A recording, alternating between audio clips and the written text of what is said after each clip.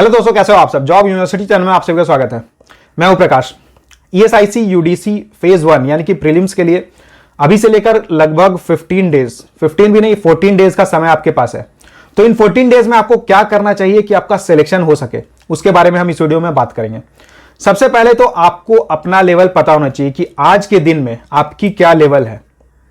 उसके लिए आपको क्या करना होगा, एक लाइव मॉक टेस्ट की लिंक मैंने डिस्क्रिप्शन बॉक्स में डाली हुई है। ओली बोर्ड की लाइव मॉक अभी चल रही है। ईएसआईसी यूडीसी फेज 1 प्रीलिम्स का जो लेवल है उस लेवल की ये टेस्ट है। सबसे पहले आपको ये टेस्ट देना है।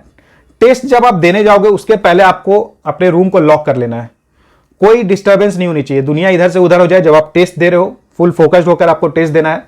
1 घंटे के लिए कोई डिस्टर्बेंस नहीं होना चाहिए। उसके बाद जब आप टेस्ट दोगे, जब टेस्ट आप दे दोगे, आपकी टेस्ट कंप्लीट हो जाएगी। उसके बाद आपको बैठ के एनालाइज करना है कि कौन कौन से सेक्शंस हैं जिसमें आप वीक हो। सबसे पहले तो आपको यह देखना है कि आउट ऑफ 200 आपने कितना मार्क्स स्कोर किया। दूसरी चीज है कि सेक्शन वाइज आपने कितना मार्क्स स्कोर किया। तीसरी चीज आपको चेक करनी है कि आपका परसेंटाइल कितना आ रहा है। देखिए ये लाइव मॉक चल रहा है, ये आप आज से लेकर यानी कि अभी स्टार्ट हो चुका है, अभी से लेकर कल यानी कि कल हो गया 6 तारीख, तो 6 मार्च 7 बजे शाम तक आप ये टेस्ट को दे सकते हो। इस टेस्ट को तो इसमें जितने भी स्टूडेंट्स देंगे, जितने भी ऑल ओवर इंडिया से स्टूडेंट दे रहे हैं, वो जितने भी स्टूडेंट्स इसको टेस्ट को दे रहे हैं उनके बीच आप कहां स्टैंड करते हो, आपकी लेवल क्या है वो आपको पता चल जाएगी। तो परसेंटाइल से आपको ये चीज पता चल गई। उसके बाद जो अभी तक आपने प्रिपरेशन किया हुआ है, आप हो सकता है सोचते हो कि ये सेक्शन जो है ये मेरा स्ट्रांग है, तो उस सेक्शन में आप कितना मार्क्स स्कोर कर रहे हो। अगर कोई टॉपिक आपने अच्छे से किया हुआ है, उस टॉपिक से आप क्वेश्चंस कर पा रहे हो या नहीं कर पा रहे हो, ये सारी चीजें आपको देखनी होंगी। और जो जो सेक्शंस आप देख रहे हो आपका वीक है या कोई टॉपिक है वो वीक है, तो उसके ऊपर आपको अलग से मेहनत करना। यानी कि यहां पे कमजोरी का बहाना नहीं कर सकते हो कि ये सेक्शन मेरा वीक है, इंग्लिश सेक्शन मेरी वीक है इसलिए मैं क्वालिफाई नहीं कर पाया, या जीए सेक्शन मेरी वीक है इसलिए मैं क्वालिफाई नहीं कर पा रहा हूं। सबसे पहले तो ये बहाना करना छोड़ दो। मुझे पता है कि मैक्सिमम लोगों की एप्टी या रीजनिंग, ये जो सेक्शन है ना, एप्टी एंड रीजनिंग, ये सेक्शन बहुत अच्छा होता है। लेकिन अगर बात कर ले जनरल अवेयरनेस सेक्शन की या बात कर ले इंग्लिश की, तो कोई ना कोई एक सेक्शन होगा जो आपका वीक होगा। तो चलिए एक एक करके उसके बारे में बात करते हैं। सबसे पहले जीए सेक्शन। जीए सेक्शन के रिगार्डिंग मैंने ऑलरेडी वीडियो बनाई थी जिसमें मैंने बताया था कि आपको कौन कौन से सोर्सेज हैं जिससे आपको पढ़ाई करनी है, कौन कौन से बुक्स है, कौन कौन से ऑनलाइन सोर्सेज है, सारे उसके बारे में डिटेल बताया था। उसके बाद कौन कौन से इंपॉर्टेंट टॉपिक्स है जिससे क्वेश्चन पूछे जाएंगे। खास करके ईएसआईसी यूडीसी के लिए मैंने बताया था कि इसमें जो करंट अवेयरनेस वाला जो सेक्शन रहता है, स्टैटिक अवेयरनेस वाला जो सेक्शन रहता है, उससे क्वेश्चंस पूछे जाते हैं। करंट अफेयर्स मैक्सिमम रहेगा, समझ लो कि 50% क्वेश्चंस तो करंट अफेयर्स से रहेंगे एंड स्टैटिक अवेयरनेस के क्वेश्चंस पूछे जाएंगे। तो इंपॉर्टेंट टॉपिक्स जो है वो आपको पता होने चाहिए, ताकि जब आप पढ़ाई करोगे, करंट अफेयर्स जब आप पढ़ रहे हो तो वो आपको कंप्लीट करना है, उन टॉपिक्स को कंप्लीट करना है। उसके बाद करंट अफेयर्स कितने मंथ्स की करनी है, तो आप अक्टूबर मंथ से स्टार्ट कर दो। अक्टूबर, नवंबर, दिसंबर, जनवरी, फरवरी एंड मार्च 15 डेज की, मतलब 19 को एग्जाम है तो 15 तक की आपको 15 मार्च तक की आपको करंट अफेयर्स करना है। 5-5.5 महीने का ही करंट अफेयर्स आपको करना है। अगर आप इतना कर लेते हो तो बहुत अच्छा मार्क्स आप स्कोर कर लोगे जीए सेक्शन में। और एक चीज और है कि कोई भी नई किताब वगैरह खरीदने के चक्कर में या कोई नई सोर्स आप डाउनलोड कर लो कि वहां से आप पढ़ूंगा, ऐसा नहीं करना है। अभी तक आपने जो पढ़ा हुआ है पहले उसे रिवाइज करो। मैं ये नहीं बोल रहा हूं कि नई चीज मत करो, पहले आपने जो पढ़ा हुआ है उसे आप पूरा रिवाइज करो, कंप्लीटली रिवाइज करो, 3 to 4 टाइम्स रिवाइज करो। उसके बाद ही नेक्स्ट किसी सोर्स के लिए मूव करो, ठीक है। और जब आप डेली प्रैक्टिस करोगे ना, जब आप डेली क्विजेस दोगे तो आपको समझ में आएगा कि अभी तक आपने जितना पढ़ा हुआ है अगर उसे आप सही से रिवाइज करते हो तो आप सारे क्वेश्चंस के आंसर कर दोगे। दूसरी चीज है इंग्लिश। इंग्लिश बहुत लोगों की वीक होती है। उसका रीजन भी होता है कि बैकग्राउंड उतना अच्छा नहीं होगा, जिसके कारण या आप बचपन से इंग्लिश में ध्यान नहीं दिया, जो भी रीजन हो सकता है, अभी वो बहाना नहीं चलेगा। इंग्लिश में 2-3 चीजें हैं, 2-3 सेक्शन है जो मोस्ट इंपॉर्टेंट होता है। सबसे पहला है ग्रामर। अगर आप जैसे अभी आपने जब मॉक टेस्ट दिया होगा तो आपने देखा होगा कि भाई ये क्वेश्चंस हैं या इन टॉपिक से क्वेश्चंस मेरे नहीं बन पा रहे हैं, हो सकता है प्रीपोजिशन के क्वेश्चंस नहीं बन पाए, एडवर्ब के क्वेश्चन नहीं बन पाए, तो आपको क्या करना है, यूट्यूब पे जाओ, जो भी टॉपिक है ग्रामर की, जो भी टॉपिक है जो आपको लग रहा है कि ये मेरी वीक है, वो आप सर्च करो। अड्डा 247 की वीडियोस रहती है, काफी अच्छे तरीके से उन्होंने एक्सप्लेन किया हुआ है, बेसिक लेवल से एक्सप्लेन किया है, तो वो आप वीडियो देख लो। आपको वो जो कॉन्सेप्ट है वहां का वो आप क्लियर कर लो। नेक्स्ट अगर बात करें वोकैबुलरी की, तो वोकैबुलरी में आपको क्या करना है, देखिए जो क्वेश्चन का लेवल आने वाला है ना, इजी टू मॉडरेट रहेगा, उससे ज्यादा लेवल का क्वेश्चंस नहीं आएगा, उससे हाई लेवल के क्वेश्चंस नहीं आने वाले, इजी टू मॉडरेट लेवल के ही क्वेश्चंस रहेंगे। तो इसलिए आपको डरने की जरूरत नहीं। वोकैबुलरी आपने अभी तक जहां से भी किया हुआ, अगर आपने नॉर्मल लेविस अगर आपने किया हुआ है तो फिर तो वोकैबुलरी आपकी बहुत स्ट्रांग होगी, तो उसी बुक को आप रिवाइज कर लो 2-3 बार। अगर आपने अपनी लिस्ट बनाई हुई है कि वोकैबुलरी की मेरी पूरी लिस्ट है, तो उसे ही आप रिवाइज करो। और अगर बात करूं आरसी, रीडिंग कॉम्प्रहेंशन की, तो हो सकता है कि अगर आप रीडिंग डेली नहीं कर रहे हो तो फिर रीडिंग कॉम्प्रहेंशन में हो सकता है आप उतना मार्क्स नहीं स्कोर कर पाओ, या फिर आपने हड़बड़ी में वो सेक्शन ही छोड़ दिया होगा जब आप टेस्ट दे रहे होगे। इसलिए आपको क्या करना है कि डेली की आपको आदत डालनी है कि हर दिन 2 से 3 रीडिंग कॉम्प्रहेंशन आपको सॉल्व करनी है, यानी कि जो सेक्शनल टेस्ट होते हैं इंग्लिश के वो आपको देने हैं। इतना आप कर लोगे ना तो एग्जाम तक आपकी इंग्लिश बहुत बेहतर हो जाएगी। अभी भी 14 डेज है, अगर डेली आप 2 रीडिंग कॉम्प्रहेंशन अगर डेली भी आप सॉल्व कर रहे हो ना तो काफी हद तक आप इंप्रूव कर लोगे। ये हो गया इंग्लिश के लिए।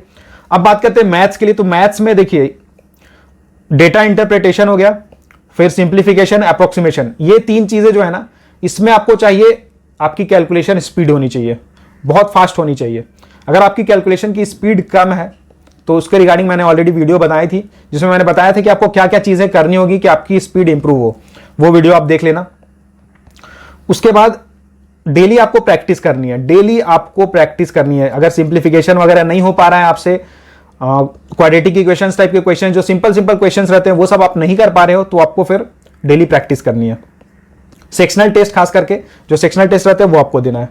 फिर अगर बात करूं नेक्स्ट चीज की, देखिए डेटा इंटरप्रिटेशन है और वो तो आपने कर लिया। डेटा इंटरप्रिटेशन में अगर सपोज केसलेट डीआई आते हैं या फिर पाई चार्ट आती है, वो सब अगर आपको नहीं समझ में आ रहा है तब तो फिर आप डायरेक्टली यूट्यूब पे जाओ, डायरेक्टली सर्च करो और उसके बाद फिर एक बार देख लो कि किस टाइप के डीआई आ सकते हैं एंड उसमें फिर कैसे कैसे क्या क्या करना है, वो चीज आप समझ लो। नेक्स्ट जो चीज रहती है वो होती है अरिथमेटिक। अरिथमेटिक में क्या है, अरिथमेटिक में सिंपल रूल होता है कि आपको जो फॉर्मूले है वो आपको याद होने चाहिए, जो बेसिक कॉन्सेप्ट है वो आपको पता होना चाहिए। अगर किसी अरिथमेटिक सेक्शन में जैसे सपोज आपको लगता है कि प्रॉफिट एंड लॉस आपकी अच्छी है, आपने बहुत अच्छे से किया हुआ है, लेकिन उससे अगर आप क्वेश्चन सॉल्व नहीं कर पाए तो इसका मतलब है कि जो आपने किया हुआ आपको फिर से रिवाइज करने की जरूरत है, उसके ऊपर वर्क करने की जरूरत है, तो वो आप कर लो। अगर कोई सेक्शन आपने किया ही नहीं है, अगर आप किसी टॉपिक को आपने टच ही नहीं किया है, तो फिर कम से कम जो बेसिक फॉर्मूला होते हैं वो आप एटलीस्ट याद कर लो, उससे कुछ कुछ क्वेश्चंस प्रैक्टिस कर लो, ताकि अगर एग्जाम में बेसिक क्वेश्चंस उससे आए तो वो आपसे ना छूटे। ये हो गया मैथ्स का सेक्शन। फिर रीजनिंग में क्या है, रीजनिंग में बस आपको डेली प्रैक्टिस करने की जरूरत है। रीजनिंग में भी पजल्स वाला सेक्शन हो गया या सिटिंग अरेंजमेंट वाला जो सेक्शन होता है वो तो आप डेली टारगेट रखो कि 2 से 3 मेरे को daily puzzles and sitting arrangement daily का मुझे करना ही है, चाहे कुछ भी हो जाए। यानी कि सेक्शनल टेस्ट जब आप दोगे तो उसमें वो इंक्लूड हो जाता है। उसके बाद जो नॉन पजल्स वाले सेक्शन हो गए, जैसे कि डायरेक्शन सेंस हो जाता है, ब्लड रिलेशंस हो गया, इनइक्वालिटी हो गया, सिलोजिज्म हो गया, तो ये सब जो सेक्शंस है ना, अगर इससे अगर आप क्वेश्चंस जो मॉक टेस्ट में पूछे गए या किसी भी टेस्ट में जो क्वेश्चंस आते हैं अगर आप वो आंसर कर ले रहे हो, सही से सॉल्व कर ले रहे हो, तो इसका मतलब है कि जो जहां से आपने पढ़ा हुआ है या जो भी पढ़ा हुआ है वो आपको नॉलेज हो चुकी है उसकी और वो कॉन्सेप्ट आपका क्लियर है। लेकिन अगर आप क्वेश्चन नहीं बना पा रहे हो, सिलोजिज्म के क्वेश्चंस बहुत इजी रहते हैं, अगर वो आपसे नहीं बन पा रहे हैं, इनइक्वालिटी के क्वेश्चंस बहुत इजी रहते हैं, वो अगर आपसे नहीं बन पा रहे, इसका मतलब है कि आपको फिर से उन सब कॉन्सेप्ट्स को क्लियर करने की जरूरत है। तो इसलिए उन सब कॉन्सेप्ट्स को आप फिर से देखो जो जिसमें इसलिए मैं बोल रहा हूं कि जब आप मॉक टेस्ट दोगे ना तो ये चीजें आपको खुद ही रियलाइज हो जाएगा कि यार ये टॉपिक तो मैंने बहुत अच्छे से किया हुआ था, इससे क्वेश्चंस क्यों नहीं बन रहे हैं। खुद को एनालाइज करना जरूरी है। अभी 15 डेज में नई चीज अगर आप कुछ करने जाओगे ना, आप बोलो कि मैं नई बुक पढ़ लेता हूं, कोई नई कोर्स परचेज कर लेता हूं, कोई फायदा नहीं होने वाला। कोर्स परचेज करने का टाइम गया, नई बुक परचेज करने की टाइम गई, नए सोर्स को डाउनलोड करने का टाइम गया। अभी कुछ नहीं करना है, अभी जो आपने किया हुआ है बस उसी को रिवाइज करना है। 2 से 3 बार, 4 बार, 5 बार आप रिवाइज करो। और खास करके अगर किसी टॉपिक में आप वीक हो, जैसे अगर आपको लग रहा है कि यार मेरी इंग्लिश बहुत वीक है, तो सेक्शनल टेस्ट दो। सेक्शनल टेस्ट देना बहुत जरूरी है। हर दिन का आप बांध लो कि मुझे सेक्शनल टेस्ट देना है। देखो आप एग्जाम में आपका टारगेट होना चाहिए कि एटलीस्ट 150 प्लस या 160 प्लस तो आपको आपके आने ही चाहिए। आउट ऑफ 200 मार्क्स 160 प्लस आपके आने ही चाहिए। जब आप इतना टारगेट करके जाओगे, 160 प्लस टारगेट करके जाओगे, तब आपके 150 प्लस आएंगे या 140 प्लस आएंगे, तब आपका सिलेक्शन हो पाएगा। अगेन ये क्वेश्चन के लेवल के ऊपर भी डिपेंड करेगा। मैं ये नहीं बोल रहा हूं कि हर बार प्रीलिम्स में इजी क्वेश्चंस ही आते हैं। Questions easy to moderate level के भी हो सकते हैं या वेरी इजी क्वेश्चंस भी हो सकते हैं। तो अगर बहुत इजी क्वेश्चंस आते हैं तो ऑब्वियसली कट ऑफ बहुत हाई जाएगा। अगर क्वेश्चंस थोड़े इजी लेवल के रहेंगे, इजी टू मॉडरेट लेवल के रहेंगे, तो फिर कट ऑफ थोड़ा नॉर्मल जाएगा। तो इसलिए आपको ये चीजें समझनी होंगी। और दूसरी चीज है कि बहुत लोग होंगे जो ESIC, UDC as well as RBI stand दोनों की प्रिपरेशन कर रहे होंगे। तो देखिए ईएसआईसी, यूडीसी की जब आप प्रैक्टिस कर रहे हो, प्रिपरेशन कर रहे हो, तो एप्टी, reasoning, English and general awareness, यहां पे 4 सेक्शन से क्वेश्चन पूछे जा रहे हैं। लेकिन आरबीआई स्टैंड में जनरल अवेयरनेस से क्वेश्चंस नहीं पूछे जाएंगे प्रीलिम्स में। मेंस में तो अलग हो गया सिलेबस। तो एप्टी रीजनिंग इंग्लिश की जब आप कर ले रहे हो ना, तो इसके लिए आपको बस क्या करना है, डेली आपको मॉक टेस्ट देना है। और एक मॉक टेस्ट की लिंक मैंने आरबीआई स्टैंड के लिए भी डाली हुई है। आरबीआई स्टैंड की जो प्रीलिम्स की लेवल होने वाली है उसकी भी लाइव टेस्ट चल रही है अभी ओली बोर्ड की तरफ से, तो वो टेस्ट भी आपको देना है। आप ऐसा करो कि ईएसआईसी यूडीसी की जो लाइव टेस्ट है वो आप अभी तुरंत दे दो, एंड जो आरबीआई स्टैंड की जो मॉक टेस्ट है वो आप आज इवनिंग में दे देना, या फिर कल मॉर्निंग या कल 7 बजे से पहले, 7 बजे शाम से पहले आप दे देना। एंड फिर आपको एनालाइज करना है कि कैसा आपका जा रहा है, परफॉर्मेंस आपकी कैसी रह रही है। जो आपने सबसे यहां देखिए, यहां पे सबसे इंपॉर्टेंट है कि अभी आपके पास केवल 14 डेज ही बचे हैं, इसलिए आपको पता होना चाहिए कि अभी आपकी लेवल क्या है और आपको कहां पहुंचना है। अगर आप अभी हो सकता है आउट ऑफ 200 केवल 100 मार्क्स ही स्कोर कर पा रहे हो तो आपको बहुत वर्क करने की जरूरत है। अगर आप आउट ऑफ 200 120 कर ले रहे हो तो आपको बस जो आपने पढ़ा हुआ है उसे अच्छे से रिवाइज करने की जरूरत है एंड ज्यादा मॉक टेस्ट देने की जरूरत है। ऑलरेडी मैंने 20+ फ्री मॉक टेस्ट की लिंक आपको प्रोवाइड की हुई है। वीडियो की लिंक आपको डिस्क्रिप्शन बॉक्स में मिल जाएगी। अगर आपने नहीं देखा हुआ, अगर आपने वो मॉक्स प्रैक्टिस नहीं की है तो वहां से आप प्रैक्टिस कर लेना। पर डे का आप टारगेट रखो कि एक मॉक टेस्ट मुझे डेली देना है। अभी से लेकर प्रीलिम्स के एग्जाम तक डेली एक मॉक टेस्ट आपको देना ही देना है। ओके, सारे मॉक टेस्ट फ्री है तो आप उसे जरूर दो एंड पढ़ाई करते रहो, मेहनत करते रहो, आपका सिलेक्शन जरूर होगा। All the best.